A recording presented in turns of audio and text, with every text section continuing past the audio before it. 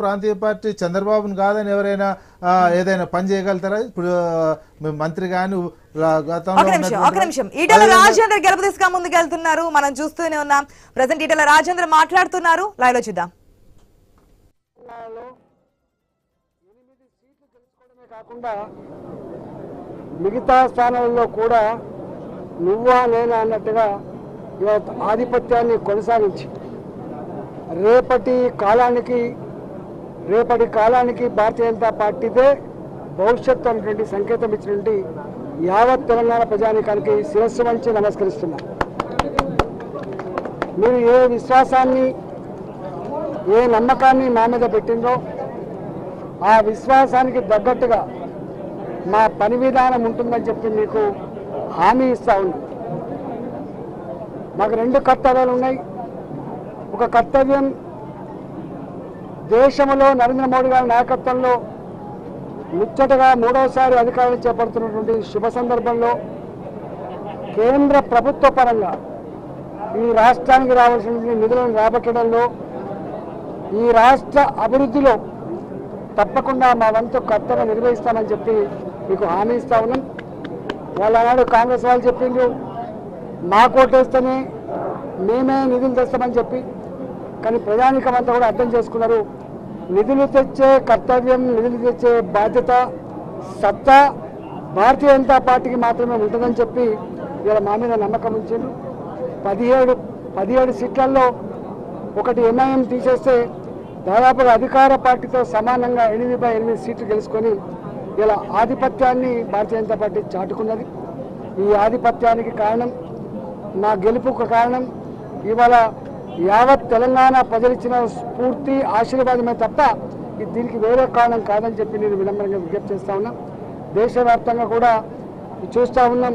295, 296, 300 పైచిలకు సీట్లతో భారతీయ జనతా పార్టీ మిత్ర పక్షాలు రేపు మళ్ళీ మోడీ గారి నాయకత్వంలో ఇవాళ దేశంలో స్వేచ్ఛ, స్వతంత్రం, ప్రగతి, ఆత్మగౌరవ బావుట ఎగరాలంటే మోడీ గారే ప్రధానమంత్రి ఉండాలనేటువంటి భావన ఏదైతే వ్యక్తం చేసిందో తప్పకుండా ఇవాళ 3వసారి భారతీయ జనతా పార్టీ కర్తవ్యం, బాధ్యత నరేంద్ర మోడీ గారికి స్పష్టంగా తెలుసు. ఒక 5 సంవత్సరాల కాలం పాటు కరోనా కష్టకాలంలో కొంత ఇబ్బందులు గురైనప్పటికీ కూడా రాబోయే కాలంలో పేదరికం ఇప్పటికే పేదవాళ్లకు ఉన్న వాళ్ళకు మధ్య గ్యాప్ తగ్గించడంలో సఫలమైనటువంటి మోడీ గారు ఇవాళ బిలో పావర్టీ లైన్ పాపులేషన్ని తగ్గించడంలో సఫలమైనటువంటి మోడీ గారు రాబోయే కాలంలో యువతకి ఉద్యోగ కల్పన, దేశంలో ఇన్ఫ్రాస్ట్రక్చర్ కల్పన, ఇవాళ make in India, made in India మరింత స్ట్రెంథన్ చేయడం, ప్రపంచ చిత్రపటం మీద దేశ ఆత్మగౌరవ బావుటాను ఎగిరేయడం, అంతేకాకుండా దేశంలో ప్రశాంతత, ఎక్కడ బాంబుల మూతలు లేని, టెర్రరిస్టు దాడులు లేని, ఎక్కడ కూడా హింసకు తావునటువంటి ఒక ప్రశాంతమైన దేశాన్ని నిర్మాణం చేయడంలో మోడీ గారికి ఇలా ఏ ఆశీర్వాదం ఇచ్చిందో, ప్రగతికి ఆశీర్వాదం ఇచ్చిందో తప్పకుండా భారతీయ జనతా పార్టీగా ఆ కర్తవ్యాన్ని నిర్వహించడంలో ఇప్పటికే సఫలమైన మోడీకి, అనుభవం ఉన్న మోడీకి, కమిట్మెంట్ ఉన్న మోడీకి